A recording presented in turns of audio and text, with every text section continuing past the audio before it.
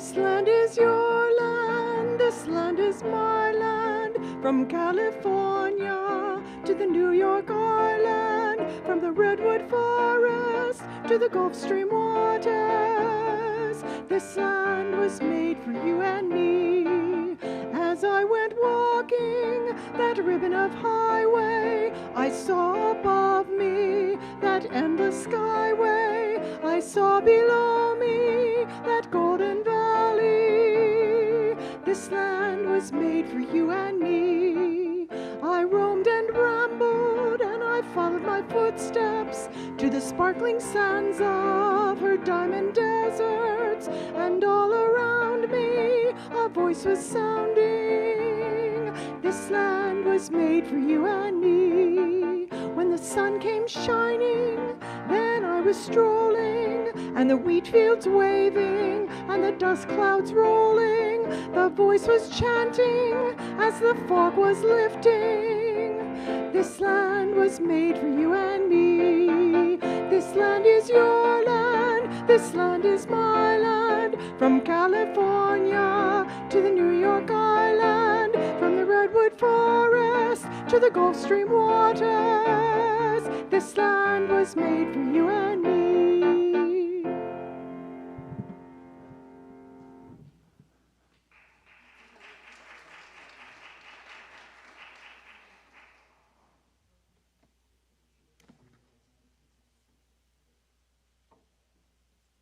Welcome to the First Unitarian Church of Cincinnati.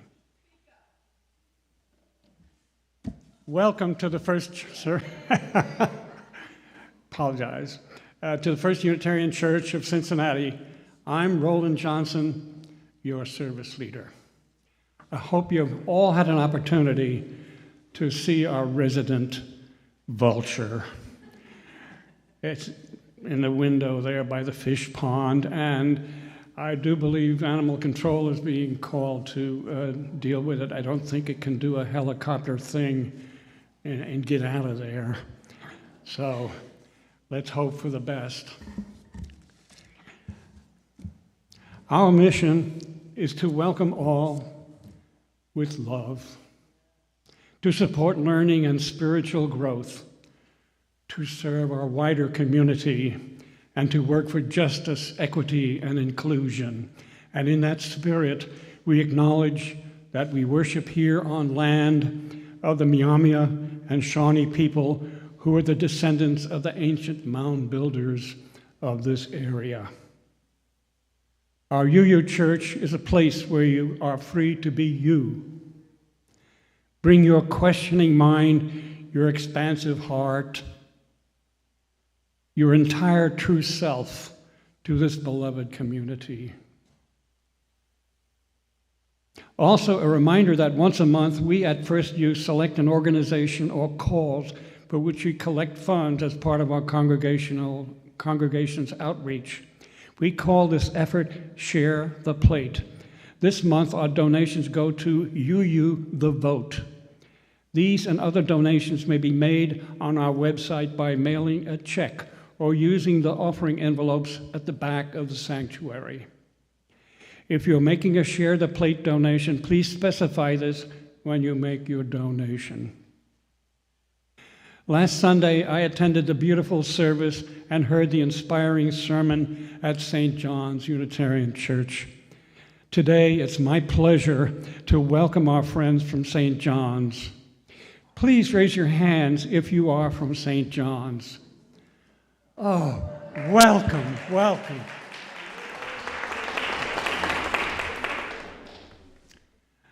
I would also like to draw your attention to the lovely flowers today, which are given by Mary Mark, who says, "I dedicate these flowers to all our diligent volunteers that make this church great and keep us running."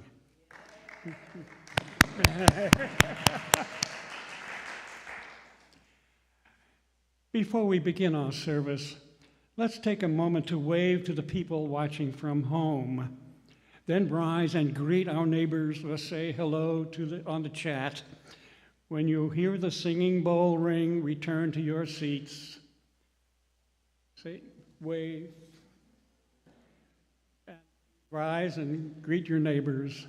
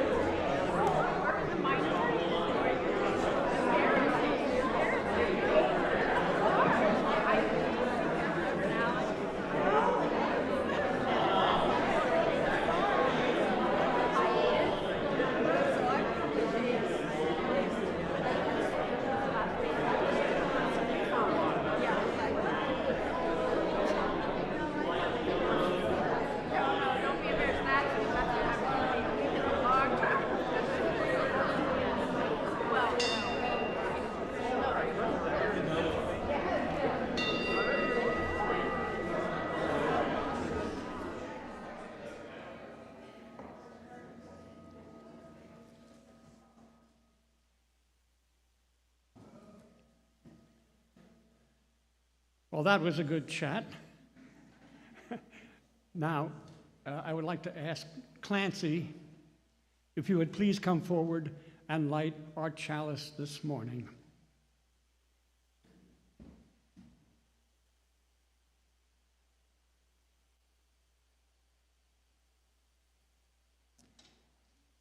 See, she does it without any problem.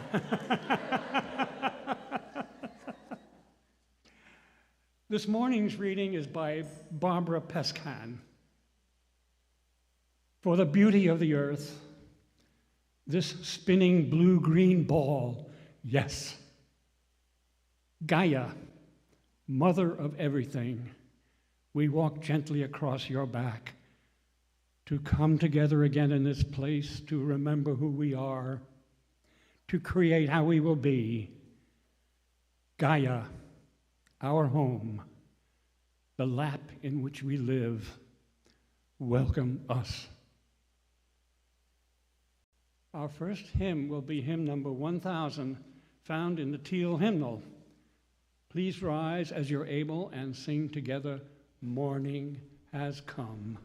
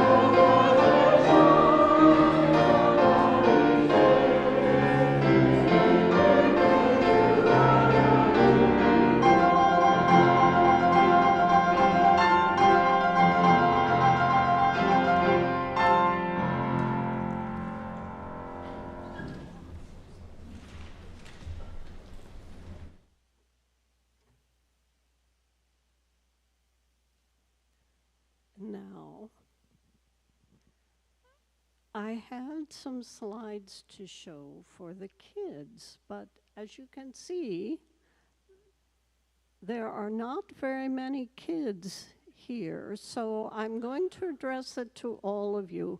I hate to make this one feel picked upon.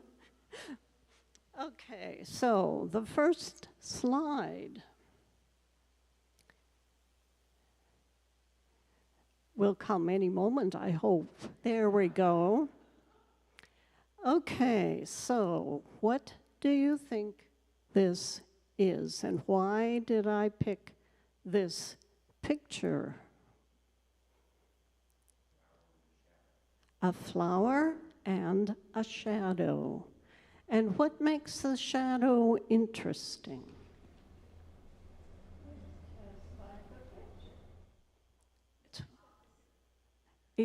Yeah, okay. It's against a wall.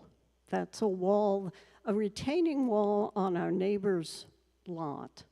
And we planted this Carya japonica in that spot. Now, what do you think it means when it says Carya japonica? Or japonica, or whatever. There are various ways to pronounce it. It's from Japan, yes. It's not a native plant. Okay, next picture. Okay, so what is there about this picture? What's in it? A woodpecker and a bird feeder. Yes. And what about this bird? He's a little bit bigger than most birds, the songbirds that come to this feeder.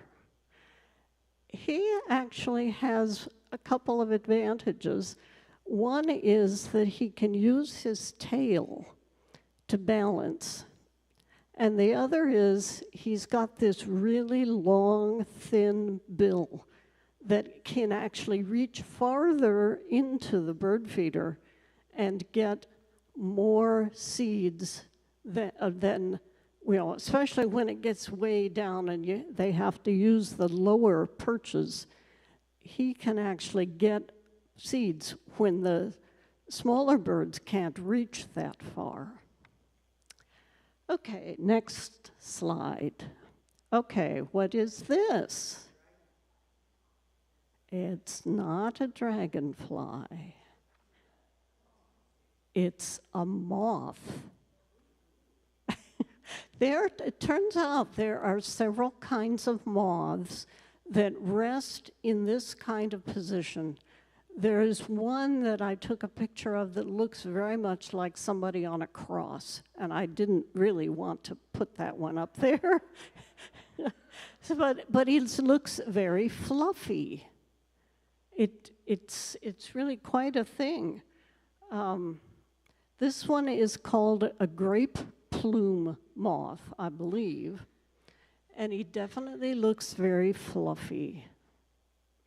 Okay, next picture. And that is not a moth. Actually, it is a moth, but it's the caterpillar for a moth. And he was growing on the edge, on the tip of our red-hot poker plant. And at first I thought it really needs to be turned so that he's facing up, or well, actually he was facing down from the way I took the picture. But I thought he was a piece of the flower coming. And then I looked a little closer and, oh, it's got legs. It's probably not a flower. So there he is. And let's see, what I think this one is probably a yellow woolly bear moth caterpillar. And Clancy is here, and she can correct me if she finds anything wrong. She's also very much interested in the insects in her yard. And I will do another service sometime with more insects, but this was, this was for today. I wasn't sure how many people would want pictures of spiders and bees and things, so I tried to limit that for today. Okay, next picture. Okay, this one. Does it look like a face? It's got big ears at the top and a chin at the bottom and a couple of eyes. What it actually is a rock with snow on it. And I went out one day in the snow, and here was this face. This rock has actually made several different faces at various times. It's got a number of holes, and depending on what the if there are rain puddles in the eyes, and that shows up especially, or if you look at it from a different angle, you've got a different face with ears in a different place and so on. So this is one of my favorite rocks in our yard. Okay, next. Okay, so what is this? That is an iris. Do you see the face?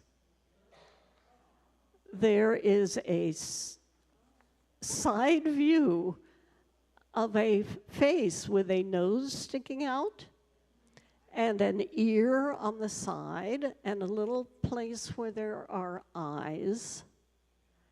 That's one of those things where I took a picture and did not see the face until after I looked at the picture. So adventures of photography are one of my things. Okay, next slide. This one I call Tree of Time. That is a low-growing thyme plant, Thyme. And it started growing, spreading out into the crack in the sidewalk. And it made this tree. I had to look, and I knew the thyme had been spreading, but all of a sudden, there it was. It had a trunk. So that's what that picture is. And the next slide. This one you may or may not be able to actually see. This is what? Anybody want to? What? It's a dogwood bud, just getting ready to open. Now, you may be able to see there is rainwater caught in it. It's like a bowl full of water. And if you look really closely, the top of the water reflects the branches of the dogwood. It's about, not quite 2/3 of the way up from the bottom. You'll see a bunch of little branches there. I hope you can see it. Anyway, that's actually something I did purposely take a picture of, and it took a while before I could figure out how to get it to show. But it was standing there with the water and the reflection, and it just seemed to me like a really interesting thing. Okay, next picture. What is this? A cloud. This is the cloud that I call the whoosh cloud, because that's what it looks like to me. And as some of you know, I've been really looking at clouds a lot. And that one just jumped out. It's like, oh, look at that cloud. So that's my whoosh cloud. One more picture. Okay, so what is that? I'm sorry? It is a question mark. Does anybody have an idea what made that question mark? No. It's a spider web. It was a spider web the day before. And it didn't look at all like that. It just kind of was stretched across. This is our doorway, the door frame. And I went out that morning, and here was this spider web which had been blown and turned into this shape. So, final question. What was the spider thinking or asking? So, and at this point, we would ordinarily ask the kids to go to their class, but our one kid said she'd just as soon stay here. So I will not ask anybody to leave. So, thank you.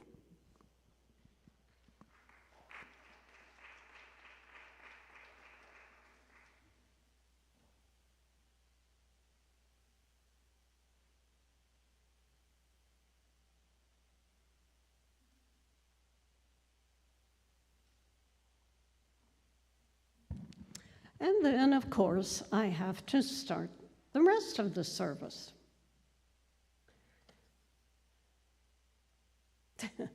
And I forgot to say this part. Thank you for looking and listening and thinking.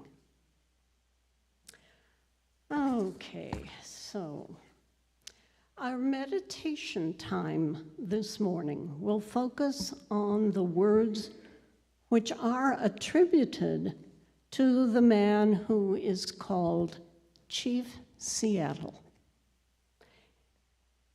or Seattle.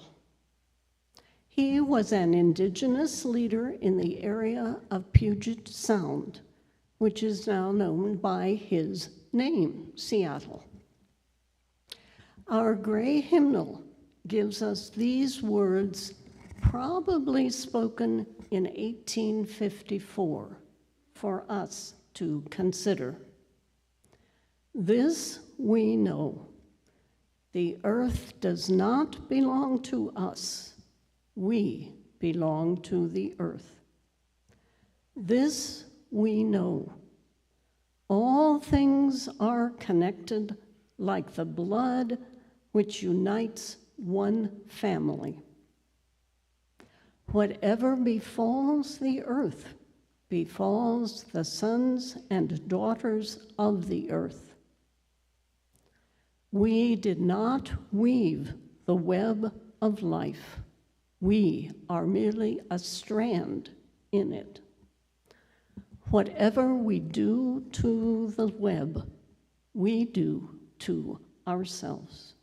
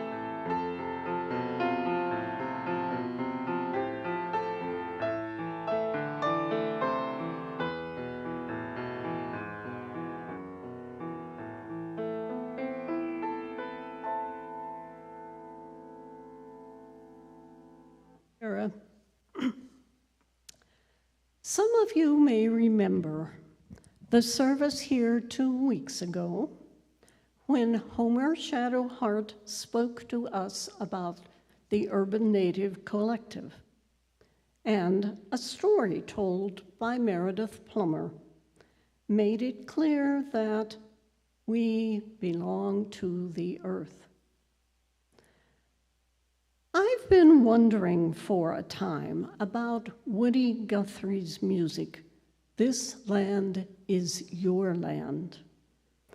This is the piece I asked Jira to perform for the ingathering for this service. Woody Guthrie did not write it for Native Americans, but rather for those who were working to settle the continent. When I actually started reading about the song, it was clear that I was not the only one who felt that he was ignoring the fact that incoming settlers were taking over land which was already tended by native peoples. Whose land is it, actually? It looks to me that native people who know that we belong to the earth are several steps ahead of the rest of us, you use or not. The Urban Native Collective website helps our understanding with these words. Quote, "At the heart of Native American philosophy lies a profound respect for the natural world, embodied in the concept of Turtle Island. This land, stretching across vast territories." Sorry, I just noticed a lot of smoke. But I think we're okay. I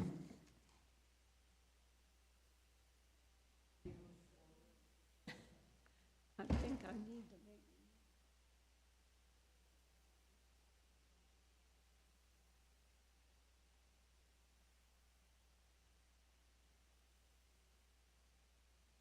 Okay. Thank you. Okay, let's see. This land, stretching across vast territories, is not merely a geographical entity. It is a living, breathing relative. Our connection to the land is intrinsic and sacred, echoing the beliefs and practices of our ancestors. And another quote, "The concept invites a way of life that embraces sustainability, respect for the environment, and a deep understanding of the interconnectedness of all living things." Does this sound at all familiar?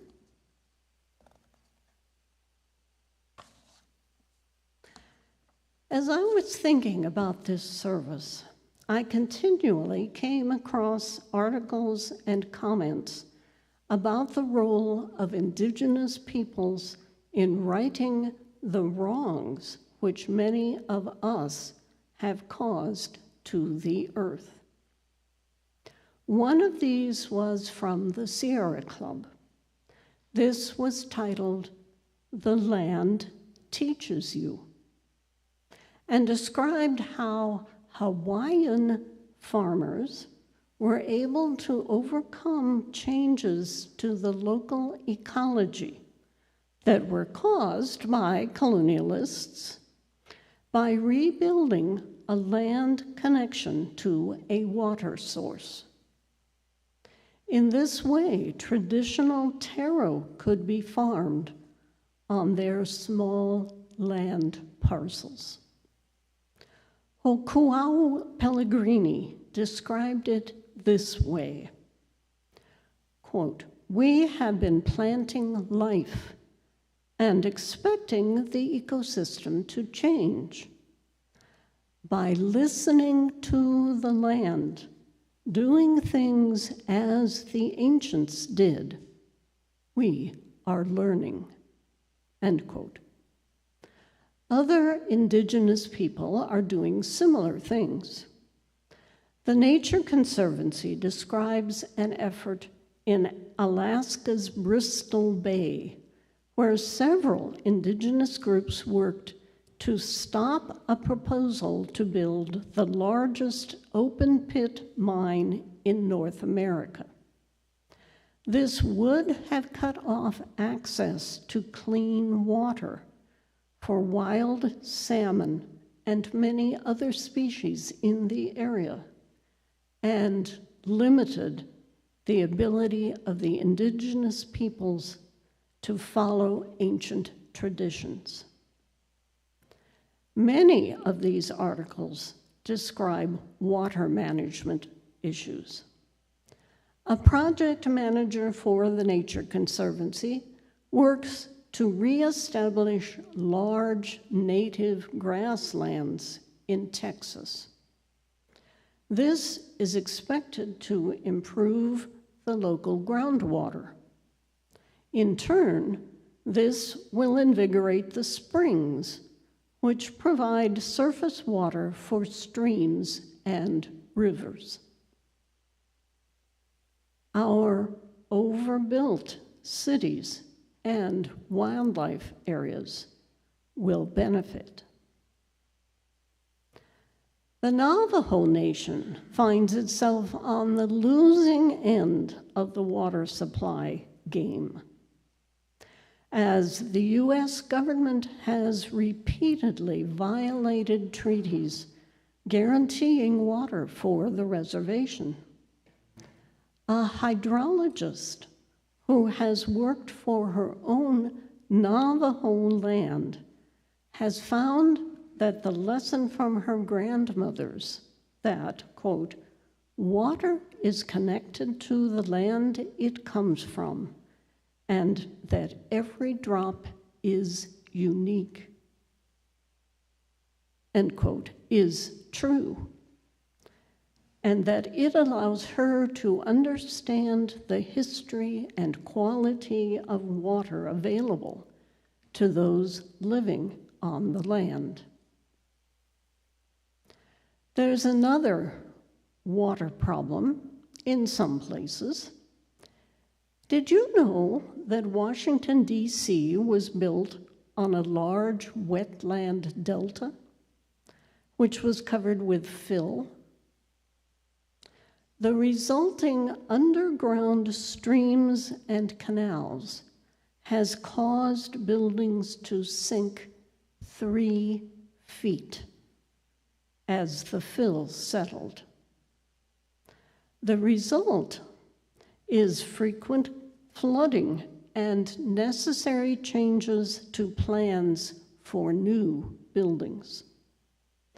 The Washington Post titles its article, quote, "The nation's capital built on water struggles to keep from drowning," end quote.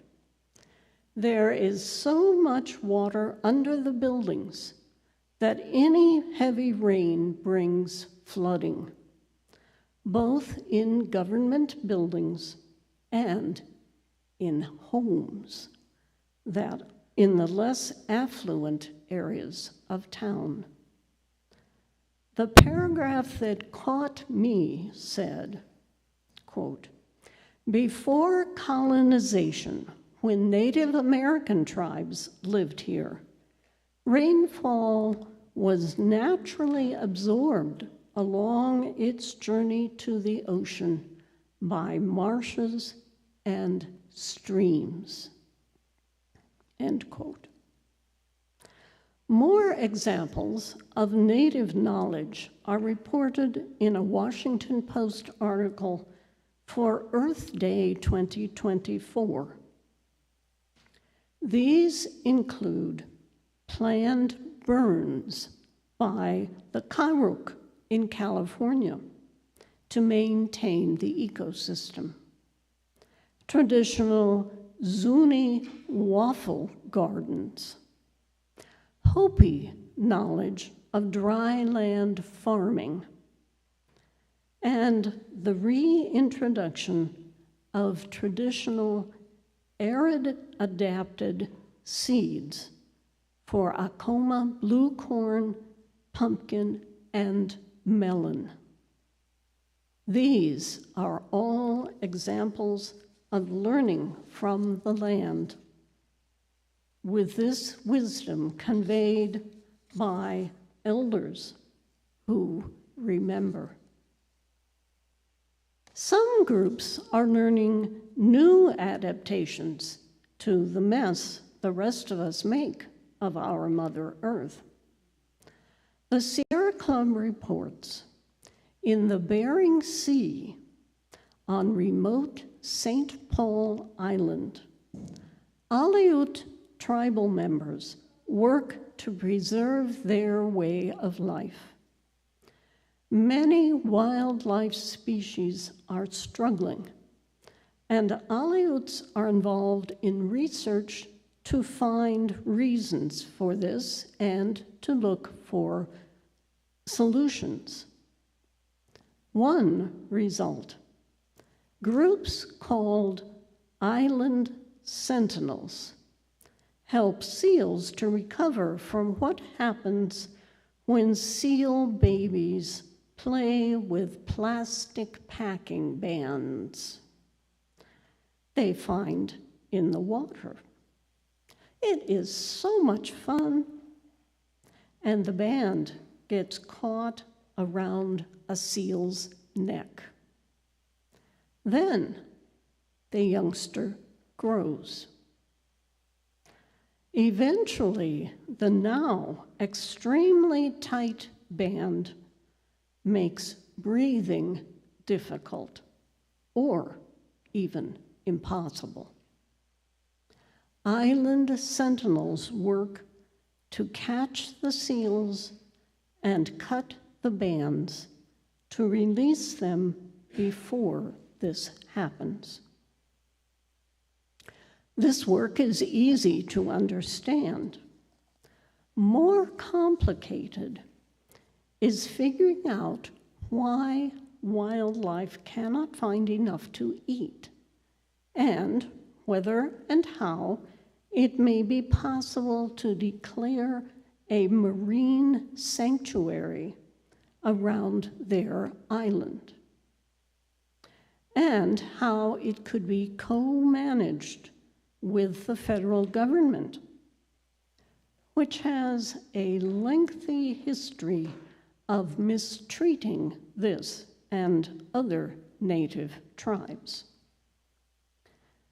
This brings me to other important tasks the Nature Conservancy is helping with: supporting Indigenous peoples' own leadership toward goals and visions for their land as they address climate change and loss of biodiversity caused by non-Indigenous societies.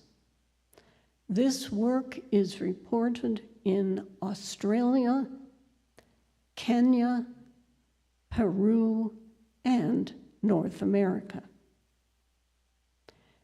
If this leads you to want to do more, there are many organizations, small and large, local or nation or worldwide, which will be glad for your donations or physical help.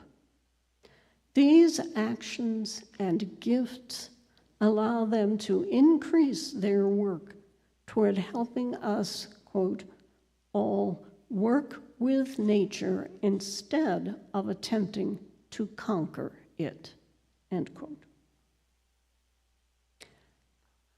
I'd like to return for a few minutes to the role of the ancients, or the elders, who retain and spread the knowledge learned over decades, centuries, or even millennia. For most of this time, knowledge has been transmitted by oral tradition, and that often continues today. It seems important to celebrate this knowledge and these elders who have given us so much. So, I would like to reintroduce a favorite elder of this church. You didn't know UUs have elders? Roland Johnson, who I believe has been a member of this church for 60-some years, seems to me to qualify as an elder, a UU elder. I'm so glad that he agreed to bring us his own knowledge of the land he has lived on for decades. Roland, welcome again.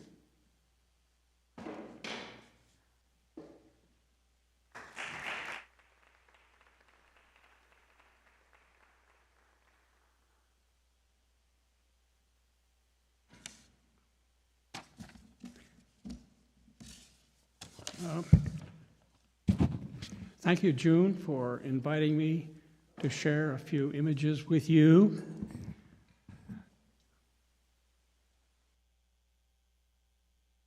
Imagine looking out the front door on a crisp winter morning.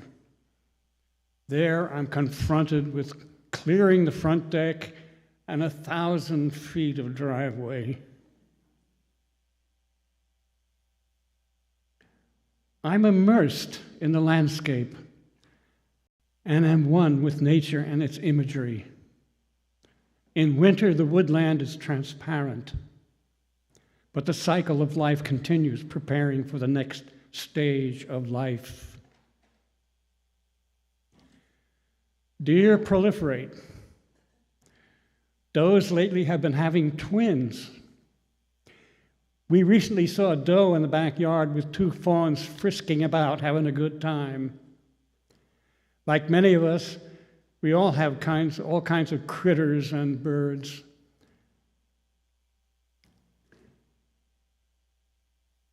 We inhabit a time-space continuum. A lot of the space goes up and down. Also, there's a lot of green, my favorite color, although I'm not wearing it right now. My late wife Claire and I named our space Green Ridge because it's green.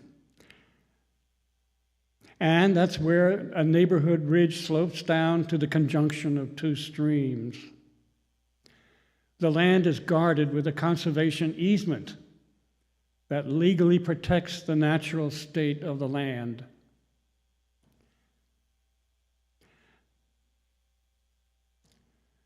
The time dimension moves through the seasons and moods. The maples are especially colorful here in the fall. Here, the North Fork of Taylor Creek flows from left to right in this image, combining 2 streams as it flows to the Great Miami River, and then to the Ohio, and then to the Mississippi, and then to the Gulf, and so forth. The Shawnee people live downstream at the Great Miami River and at Shawnee Lookout. They came up here to hunt. They didn't own the land, but freely used it. Now I own it as the heritage of the divine right of kings. The time dimension goes back to the Ordovician era, about 450 million years ago.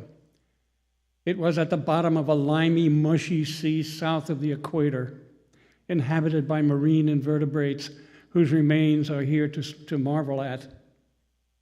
Today, the stream is teeming with all forms of life.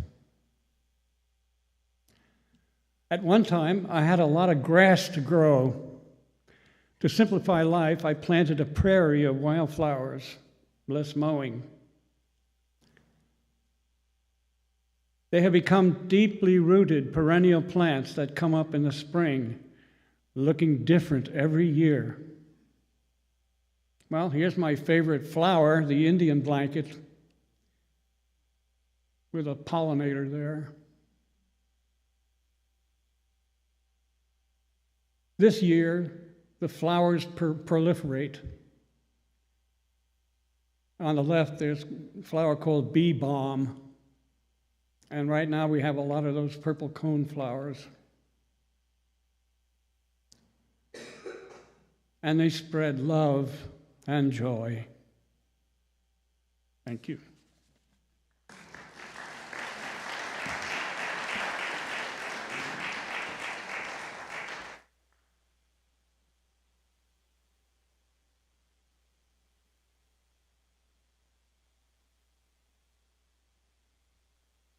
Thank you, Roland. I was so glad when you agreed to give us this, the words and the pictures. Thank you. The knowledge and love of your land is very powerful. We have learned some about Roland's land.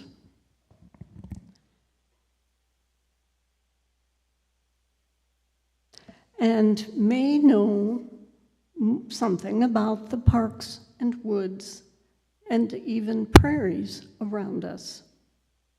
What is there yet to learn?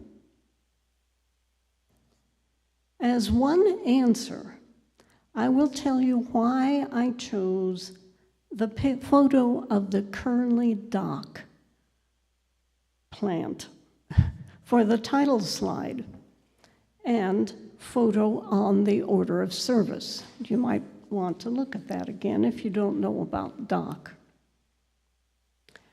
The dock was growing in a weedy area of Clifton Avenue, very near our house. It called to me because of my strong memories of wonderful summers at my grandparents' farm with its accompanying roadside weeds. When I Googled dock to learn more about it, I discovered many sources which disagreed about how good it was for humans and farm animals to eat it. There were descriptions of how to cook it and statements that you should never consider eating it. Some sources mentioned various medicinal uses by earlier generations. Elders? One said specifically, First Nations tribes have turned the plant into tinctures, compresses, and teas that can help with skin ailments, digestive issues, or used externally for swelling and pain. But these sources were not familiar to me, and my librarian brain, which wanted reliable sources, was discouraged. Then I found an evaluation from WebMD, which I rate as generally reliable. There I learned very little is known about the health aspects of the plant. There was frequent use of the word possibly, and warnings that there are many variations in human reactions to it. This ranged from being allergic to it to being helped with the tinctures and so on. Maybe this is an example of things we still need to learn. One thing John and I learn from our own garden is which plants flourish in which level of sunlight or shade at various places. Also, which will survive in areas created with cinder and rock fill, which was added in order to level the land into a flat terrace. We have sometimes had to move things which were not happy where they were. Have you had such occasions when the land taught you?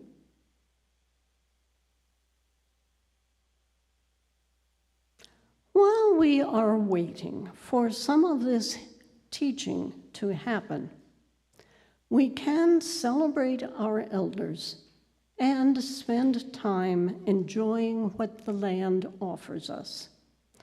There is so much beauty around us. We can make it our own by taking the time to feel and be a part of it. In that spirit, I invite you to rise as you are able and sing together hymn number 1068, Rising Green.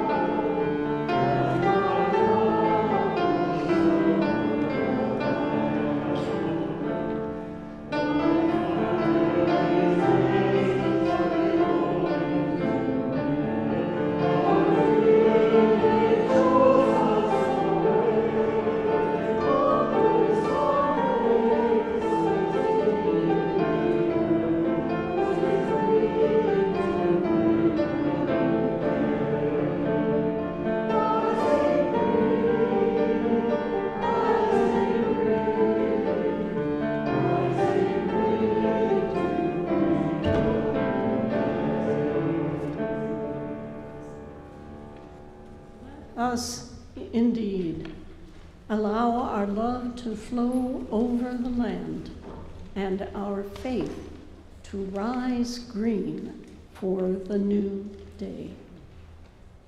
In that spirit, I have more slides to share from my love of the land and the sky to celebrate our elders and our natural world. My husband, John, will play his Native American style flute as they are shown. The slides flow from one to another as we find our way through the seasons of the year, from autumn to summer.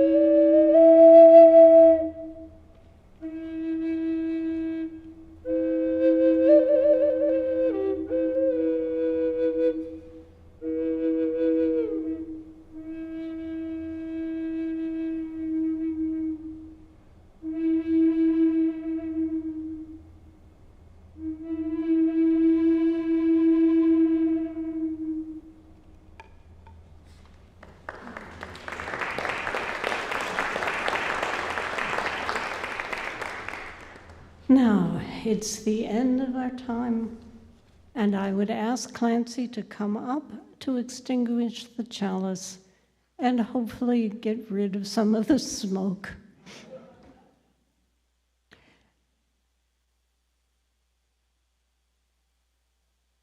Thank you. As we extinguish the chalice, remember these words from the Navajo. Beauty is before me, beauty behind me. Above me and below me hovers the beautiful. I am surrounded by it. I am immersed in it. In my youth, I am aware of it. And in old age, I shall walk quietly the beautiful trail. In beauty it is begun. In beauty it is ended. And then there is a postlude. I couldn't resist adding another hymn, so I'm going to invite you to sing if you know this or if you can learn it from the hymnal. Number 73 in the gray hymnal, Chant for the Seasons. You may not be familiar, but I invite you to sing with enthusiasm anyway. And Jira's going to play it through once before we sing.